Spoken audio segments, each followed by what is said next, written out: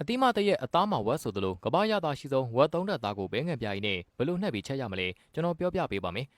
ဂျယ်လီတုံးလေးတွေနဲ့တူတဲ့သုံးတက်သားဟင်းလျာကမကြိုက်တဲ့ရင်စားမကောင်းတာမို့တေချာကြည့်ပေးပါအရင်ဆုံးဈေးထဲကနေကျွန်တော်စိတ်ကြိုက်ရွေးဝယ်လာတဲ့ပရီမီယံသုံးတက်သားကိုအတုံးခက်ကြီးဖြတ်လိုက်ပါမယ်ပြီးရင်တော့ရှာလာကိုင်တစုံထည့်ထားတဲ့ရေတက်တက်လေးထဲမှာဝက်သားတုံးနဲ့ကြက်သွန်လေးရောထည့်ပြီးငံပြားရည်နဲ့တကြားအနှင်းငယ်တဲကရေစိမ်ထားလိုက်ပါမယ်ရေ10မိနစ်စိမ်ထားပြီးတော့ဝက်သားတုံးတွေရေစစ်သွားရင်အိုးပူပူထဲမှာအစီလေးတွေစိမ့်ထွက်လာတဲ့အထိအိုးကင်းတိုက်ပြီးကြော်ပေးလိုက်ပါရလာတဲ့ဝက်စီကိုခက်ယူသိမ်းထားပြီးနောက်ဟင်းတွေထဲမှာထည့်သုံးဖို့ဗကန်တက်တက်လေးနဲ့သိမ်းထားလိုက်ပါကျန်တဲ့ဝက်သားပတ်တွေကိုကျင်းကြက်သွန်မိန်ငရုတ်သီးနဲ့ကရပီးကျွတ်နက်နက်ပွင့်ခရုစီထဲကနေရဲစီးကက်လာတဲ့ဒီမှွေနေပေးလိုက်ပါအယောင်လှပြီးအရသာတောင်းဘဲငယ်ပြအကြီးအောင်လေးနဲ့နှက်သက်ရအရသာမှုပြင်ရင်းနေနဲ့လေးထဲနူးဤသွားတဲ့အထိတည်ထားပေးလိုက်ပါမယ်တရေခမ်းလို့အိုးထဲမှာဝက်သားစီပြန်မဲ့ကြံပြီးဆိုရင်တော့တိန်လုံးခေါင်းမဖော်နိုင်အောင်အကြိုက်တွေ့သွားစီမဲ့ကဘာအကောင်းဆုံးဝက်တနီချက်လေးရရှိပါပြီလူကြီးမင်းတို့ဝက်သားရမ်းကြိုက်ပြီးအယိုးရှင်းဆုံးနဲ့အကောင်းဆုံးဝက်တနီချက်လေးကိုစားကျင်နေဆိုရင်တော့အခုပဲလိုက်ချက်စားကြည့်ပါ